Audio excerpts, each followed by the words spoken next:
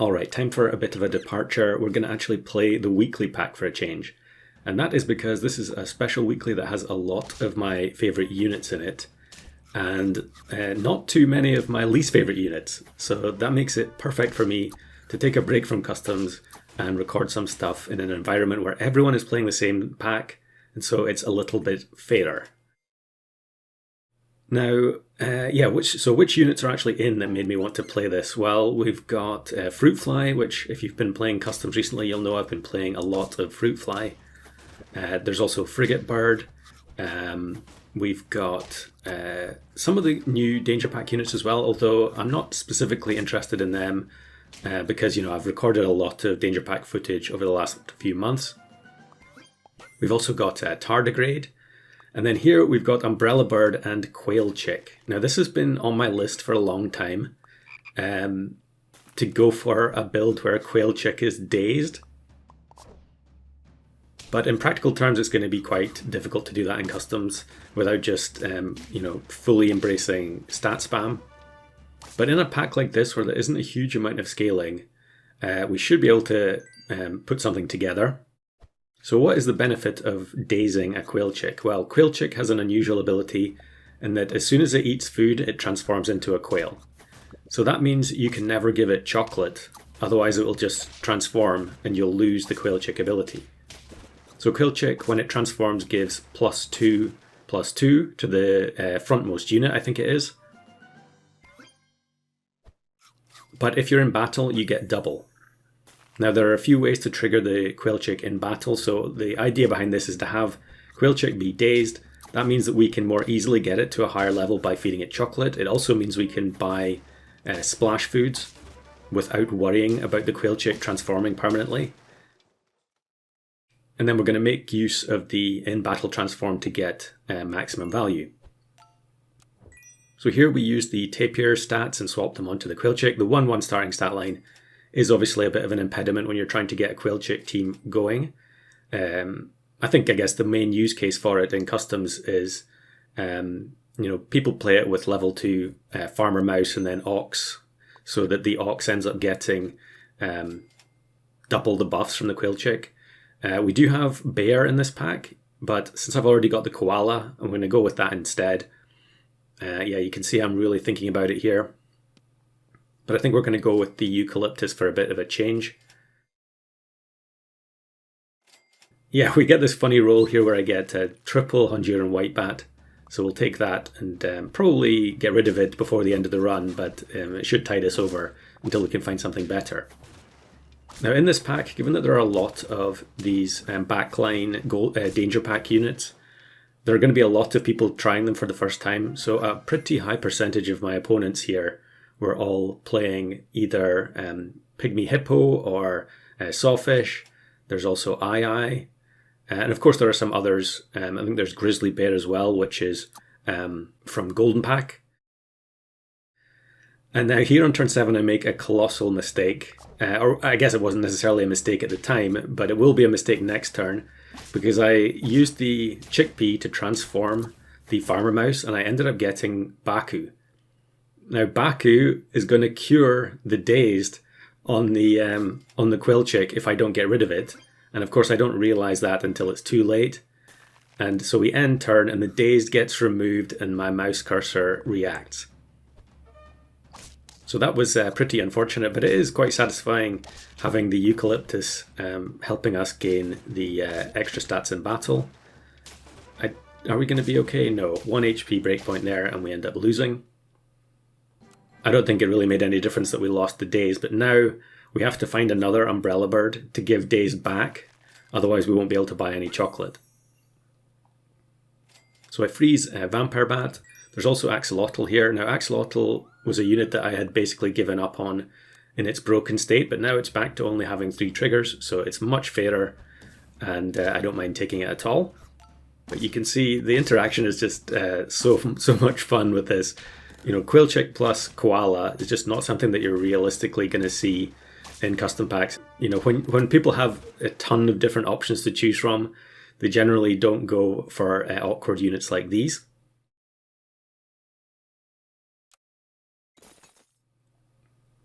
So I think, yeah, we need to transform the... Actually, I guess we didn't need to transform him. We just need to keep looking for Umbrella Bird because we need to re-up the Dazed on the Quail Chick. Probably don't need level 3 Koala. And there we go. We find the Umbrella Bird. Not sure I've ever bought an Umbrella Bird past turn 10, but we're going to have to do it this time. I think we should be okay here. Yeah, although there isn't a huge amount of scaling in this pack, we've got Axolotl and now the Sea Cucumber, which is another one of my favourite units. And so that's going to help us bulk up this squad. The stat transfer at the beginning on the Quail Chick was fine, but that's not going to be good enough for the rest of the game. But as you can see, a lot of our opponents here are very similar in that they have the units at the back line, the stall units. But since we're able to build up a strong Quail Chick at the front here, we're usually able to get through them all before pets like the II are able to trigger. Now, I'm not sure I've actually had a chocolate yet fed to the Quail Chick. It would have been nice to go for level 3. This is another way you can go for the level 3 Quail Chick achievement without having to use, a transform food.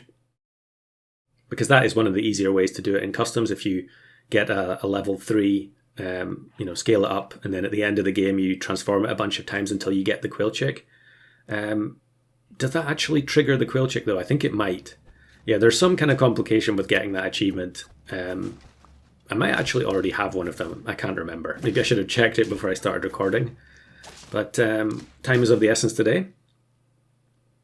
So we also pick up Manticore, which is going to improve the output of the Sea Cucumber.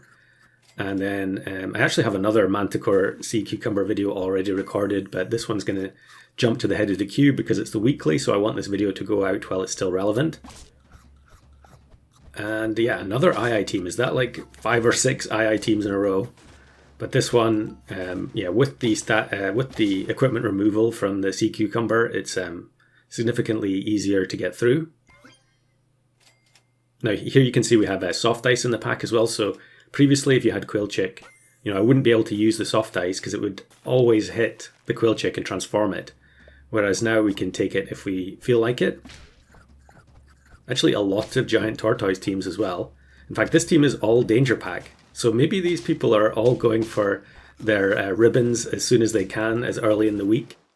I'm not sure actually if any of those pets have already been in the weekly. Maybe they have, but yeah, there we go. There's a Quail Chick win with Dazed, which, you don't see that too often.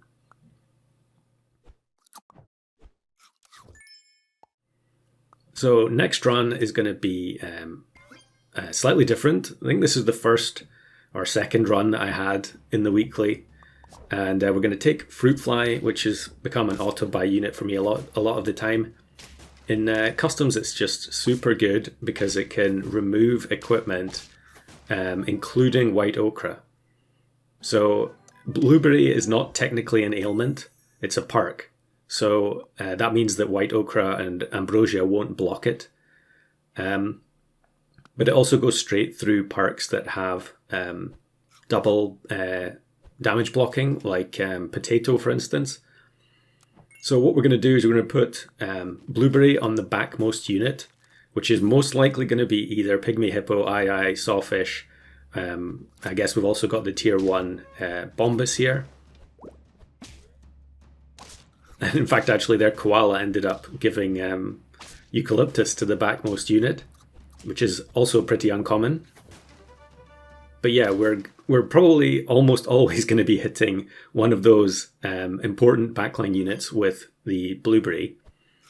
The drop bear is automatically going to hit the backline, but then we can also work in some other units to try and deliberately target those units at the back before they get the chance to trigger. And actually a lot of teams like this where people are playing two, double pygmy hippo here, but also a lot of teams just playing II plus another unit or pygmy hippo plus sawfish.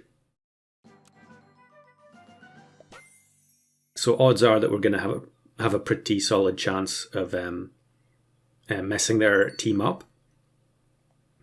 So here, am I going to take Blue Jay or not? Or maybe I'm going to take the Vampire Bat. Again, because Blueberry doesn't count as an ailment, Vampire Bat's not going to trigger on it. But yeah, there is at least one random sniper that we can use, and there it is on the opposing team. So Blowfish, we can make it so that the Blowfish will automatically target the backmost unit every time, which I think is incredibly powerful. And there we go, we find it on the next roll.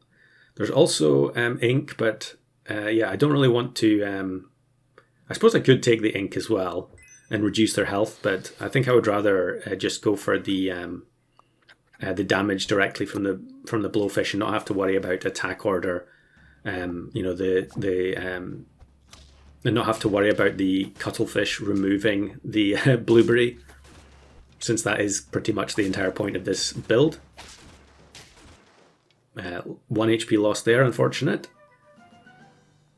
Now here I probably should have taken the Fox. I wasn't really paying too much attention to exactly the contents of the pack. But yeah, Fox would have made a lot of sense there.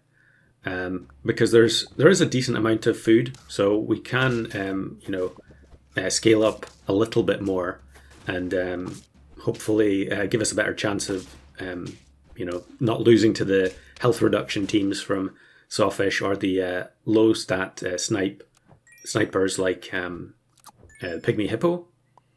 But what we can also do here is play Albatross in second position, and Blowfish will work with Albatross, and then so will both of the drop bears. And here you can see another good application for a team like this, going against a cardinal fish team that's going to reduce our attack.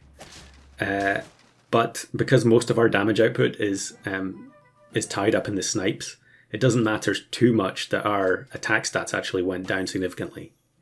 So the other thing we can do here is give the drop bear Kiwano. Now actually I think I might actually get rid of that towards the end, I think, because the Kiwano caps the damage at 10. So I think it means that even if the Albatross was increasing the damage beyond 10, it's always going to be 10. So I guess we'll see here, maybe. Okay, we won't see here because we killed the opposing team too easily. But we'll have to pay attention for that in future turns. And then I put the Brussels sprout on the Albatross just to protect it. I don't think there's no eggplant, so it can't really be moved. But you know, I don't think there's any particularly strong protective equipment anyway. Unfortunately, here we don't get to see the Kiwano go off because they removed the equipment with inked, I think it was. So I'm just going to keep buying pizza. This is basically our team set now. It's just the equipment we're going to change. Double Albatross here. Are we going to get to see the Kiwano? Okay, yeah, it did do 10 damage. So you do not get the damage boost from Albatross if you have Kiwano, which I guess makes sense since it's supposed to set the damage to 10. And yeah, as you can see, lots of teams like this with Giant Tortoise at the front. We get rid of both of their backline units, which is absolutely devastating for teams like these. And yeah, it's an easy win. We're getting a lot of value out of these tier 2s here. I guess the Albatross is definitely helping a lot, but it's just one of those packs where these abilities are specifically really strong. So yeah, Grizzly plus Sawfish, exact same thing, although maybe this Sawfish is going to be... yeah, the Sawfish does get to activate, and yeah, I think we're going to lose. Yeah, pretty close, but they just had... I think the level was just too high there. Maybe I should have taken the drop bear level up there. Or maybe I was just not bothering because of the Kiwano. I knew it wasn't going to affect the damage. But again, we've got the double level 3 backline unit. But the damage from Blowfish with Albatross level 3 is so powerful. We get rid of the Grizzly. And the Fruit Fly cleans up. So I think I do take the level up now, and then we'll just replace the Kiwano, because I think the damage will go above 10 now, since we have level 3 Albatross. Another Giant Tortoise team, and another team with Ai at the back. I would imagine as the week goes on, probably more people will start playing the teams that counter these backline squads specifically. But for now, there's an awful lot of them about. a tie there in the end because the Brussels sprout protection wasn't really high enough. We get one step closer to level 3 Blowfish, although we are on 1 heart. And then it's another backline team with River Dolphin. We lose the equipment on the backline guys to the Tasty Ailment, but I think you can see very quickly that the sheer amount of damage output we get from these Albatross snipes is pretty massive, and the Tasty isn't going to even get to activate. So there we go, there's a couple of varied runs in the new weekly, and I've got a couple more recorded as well, which I'll save for later in the week.